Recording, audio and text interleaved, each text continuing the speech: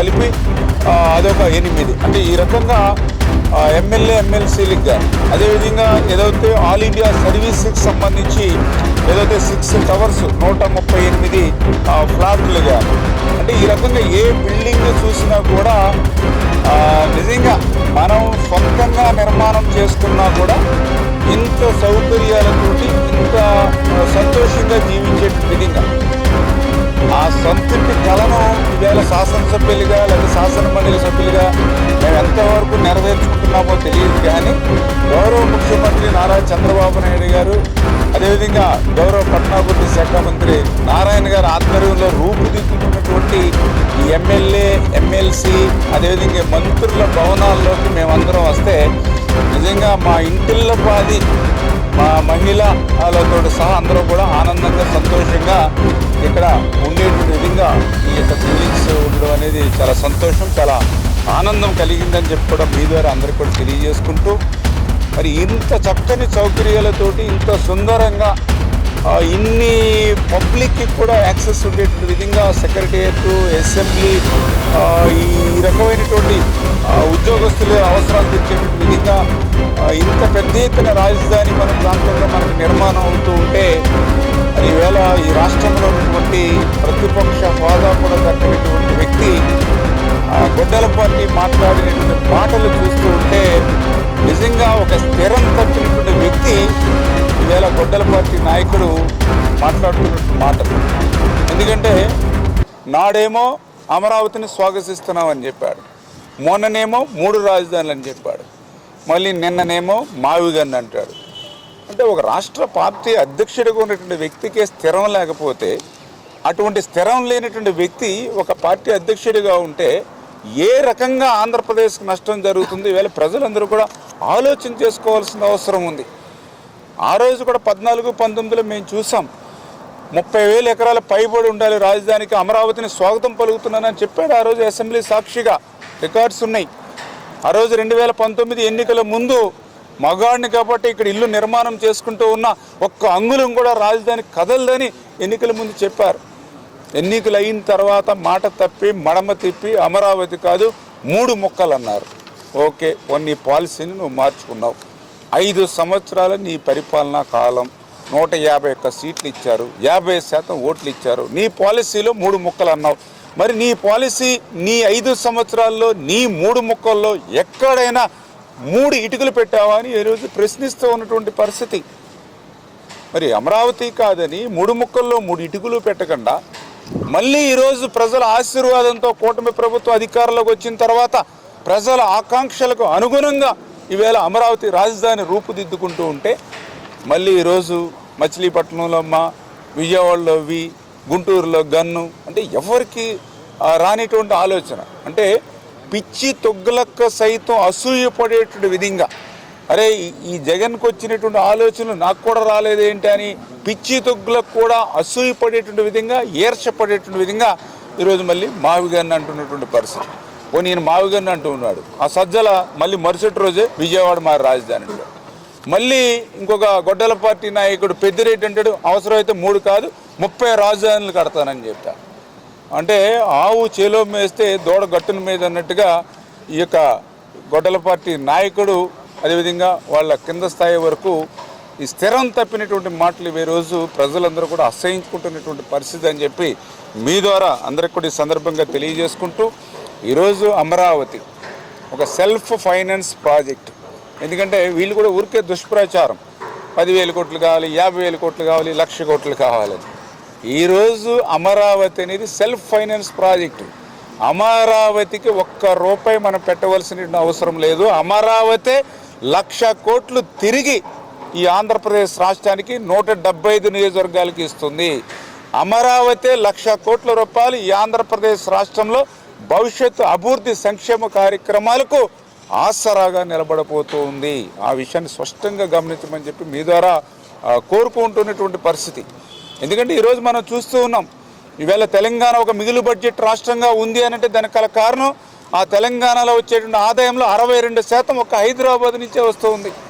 ఈవేళ ఒక తమిళనాడుకి ఒక చెన్నై, ఒక కర్ణాటక, ఒక బెంగళూరు ఏ మాదిరిగా అయితే ఆదాయాన్ని 60% రాష్ట్రానికి అందిస్తున్నాయో ఆ రకంగా ఈరోజు ఆంధ్రప్రదేశ్ రాష్ట్రానికి అటువంటి రాజధాని లేనిటువంటి పరిస్థితుల్లో ఈరోజు అమరావతి నిర్మాణం ద్వారా రేపు భవిష్యత్తులో అమరావతి ద్వారా ఈరోజు ఆంధ్రప్రదేశ్ రాష్ట్రానికి అటువంటి ఆదాయాన్ని సంపదను సృష్టించేటువంటి విధంగా ఈ ప్రపంచ స్థాయి రాజధాని చంద్రబాబు నాయుడు గారి యొక్క నాయకత్వంలో మరి నారాయణ గారి యొక్క మార్గదర్శకత్వంలో ఈరోజు నిర్మాణం అవుతూ ఉన్నటువంటి పరిస్థితి అని చెప్పి కూడా మీ ద్వారా ఈ సందర్భంగా మరి తెలియజేసుకుంటూ మరి ఈ రకంగా మరి ఇటువంటి ప్రపంచ ప్రజా రాజధాని నిర్మాణం అవుతూ ఉంటే మరి ఈ యొక్క జగన్మోహన్ రెడ్డి యొక్క వాక్యాలు కానీ ఆయన మాటలు కానీ చూస్తూ ఉంటే ఓసర వెళ్ళి కూడా సిగ్గుపడుతున్నటువంటి పరిస్థితి ఉంది జగన్మోహన్ రెడ్డిని చూసి. చేత ఇటువంటి గొడ్డల పార్టీ పట్ల గొడ్డల పార్టీ నాయకత్వం ఏదైతే మాటల పట్ల ప్రజలందరూ కూడా అప్రమత్తంగా ఉండవలసిన అవసరం ఉంది. ఎందుకు ఈ మాట చెప్తున్నా అంటే మొన్న చూసాం ఏదో అమరావతి రైతుల్ని ఇబ్బంది పెట్టి పొలాలు లాక్కుంటూ ఉన్నారు. ఈవేళ ప్రపంచ చరిత్రలో ఒక చంద్రబాబు నాయుడు గారు ఒక పిలిపిస్తే ఒక లాఠీ చార్జీ లేకుండా ఒక పోలీస్ కేసు లేకుండా 33,000 ఎకరాలు ల్యాండ్ పూలింగ్ ఇచ్చినటువంటి హిస్టరీ ఒక్క ఆంధ్రప్రదేశ్ రాష్ట్రంలోనే చంద్రబాబు నాయుడు గారి మీద నమ్మకంతో విశ్వాసంతో ఇచ్చారు. అటువంటి స్థితిలో 99.5% ల్యాండ్ పూలింగ్లో రైతులందరూ స్వచ్ఛందంగా ఇస్తే కేవలం 0.5% లేదా 0.2% అరాకొర ఇద్దరు రైతులు తన రాజకీయ స్వలాభాల కోసమో లేకపోతే వ్యక్తిగతమైనటువంటి లబ్ధి కోసమో ఒక 0.1-0.3% అంటే 1000 మంది రైతులు సహకరిస్తే 3-4 రైతులు సహకరించకపోతే అటువంటి చోట ఎక్కడైనా ఈ రాజధాని నిర్మాణం అడ్డంకులు వస్తాయి. ఎందుకంటే ఉదాహరణకి ఇప్పుడే నేను చూశాను, ఏదైతే మీ అందరికీ తెలుసు సీడీ యాక్సెస్ రోడ్. మరి సీడీ యాక్సెస్ రోడ్డు చాలా క్లియర్ కనపడుతూ ఉంది. ఇప్పుడు దగ్గర ఈ సీడీ యాక్సెస్ రోడ్డుకి సంబంధించినటువంటి ల్యాండ్ పూలింగ్ అంతా పూర్తయింది. ఏదో ఒక 5-6 ఎకరాలు ల్యాండ్ పూలింగ్లో వాళ్ళు ఇవ్వలేదు. 5-6 ఎకరాలు ఆ 5-6 ఎకరాల ల్యాండ్ పూలింగ్లో పూర్తవకపోతే చూడండి సీడీ యాక్సెస్ రోడ్డుకి మరి మధ్యలో ఉంది. మరి దగ్గర 19 కిలోమీటర్స్ దగ్గర మరి 19 కిలోమీటర్ల పొడవు ఉన్నటువంటి సీడీ యాక్సెస్ రోడ్లో 2-3 చోట్ల 2-3 ఎకరాలు సహకరించక మధ్యలో ఆగిపోతే ఆ సీడీ యాక్సెస్ రోడ్ని ఏం చేయాలి? మలుపులు తిప్పాలి. మలుపులు తిప్పినటువంటి రైతు అరే నేను ల్యాండ్ పూలింగ్లు ఇస్తే నా పొలంలో పెట్టుకున్నారు, వాడు ల్యాండ్ పూలింగ్లు ఇవ్వకపోతే మలుపులు తిప్పారనేటువంటి పరిస్థితి అన్నీ కూడా తప్పు ఉంటాయి. హైవేస్ నేషనల్ హైవేస్ కూడా పర్మిట్ చేయరు. అటువంటి స్థితిలో ఆ 0.1% ఎవరైతే రైతులు రాజకీయ ప్రయోజనాలను వ్యక్తిగత స్వార్థాన్ని ఆశించి సహకరించకపోతే ఆ 3-4 ఎకరాలు రైతుల దగ్గర నుంచి అది కూడా ల్యాండ్ ఎక్వేషన్లో తీసుకుంటే దాన్ని కూడా రాజకీయం చేసేటువంటి విధంగా మరి యొక్క గొడ్డల పార్టీ మాట్లాడుతూ ఉందనంటే ప్రజలు వాస్తవాలను అర్థం చేసుకొని ఇటువంటి గొడ్డల పార్టీ పట్ల అప్రమత్తంగా ప్రతి ఒక్కరూ కూడా ఉండవలసినటువంటి అవసరం ఉందని చెప్పి మీ ద్వారా తెలియజేసుకుంటూ మరొక్కసారి ఏదైతే ఇంత సుందరంగా ఇంత సౌకర్యవంతంగా ఈ అమరావతి రాజధానిని భవిష్యత్తులో ప్రజా రాజధానిగా తీర్చిదిద్దుతున్నటువంటి చంద్రబాబు నాయుడు గారికి అదేవిధంగా ఆయనకి సహకరిస్తున్నటువంటి నారాయణ గారికి అందరికీ కూడా మరొక్కసారి పేరున కూడా ఈ యొక్క ఆంధ్రప్రదేశ్ రాష్ట్ర పౌరులుగా ధన్యవాదాలు తెలియజేసుకుంటూ ఉన్నాం. మన ఐఏఎస్ ఆఫీసర్కి పూర్తి చేయడం జరిగింది. చాలా సంతోషంగా ఉంది. ఇప్పుడు వెళ్ళిన తర్వాత 3,500 చదరపు గజాలతో అడుగులతో ఒక్కొక్క ఫ్లాటు విశాలంగా నిర్మాణం చేయడం చాలా సంతోషం. ఈ సందర్భంగా నేను ముఖ్యమంత్రి గారికి, ఉప ముఖ్యమంత్రి గారికి, నారాయణ గారికి, మా యువ నాయకులు లోకేష్ గారికి, బీజేపీ నాయకత్వానికి నేను ధన్యవాదాలు తెలియజేస్తాను. ఇది నారాయణ గారు రేయింబౌలు కష్టపడి ఈ సీడ్ క్యాపిటల్ ఏరియాలో ఈ టవర్స్ కంప్లీట్ చేయడం జరిగిందండి. ఇవి ముఖ్యమంత్రి గారు ఇచ్చినటువంటి ఆదేశాల మేరకు ఇవన్నీ కూడా పూర్తి చేయడం జరిగిందని చెప్పి తెలియజేస్తున్నాం. రాబోయే మిగతా 2 సంవత్సరాల్లో మనం అనుకున్నటువంటి అమరావతి ఈ సీడ్ క్యాపిటల్ ఏరియాని పూర్తిగా నిర్మాణం చేపిస్తామని చెప్పేసి ఈ సందర్భంగా తెలియజేస్తూ ఒక్కసారి ఇక్కడికి వచ్చిన తర్వాత ఇవన్నీ చూసిన తర్వాత చాలా మనసులో ఒకలాంటి ఆనందం. అరే మనం ఒక రాజధాని చేసుకుంటున్నాం.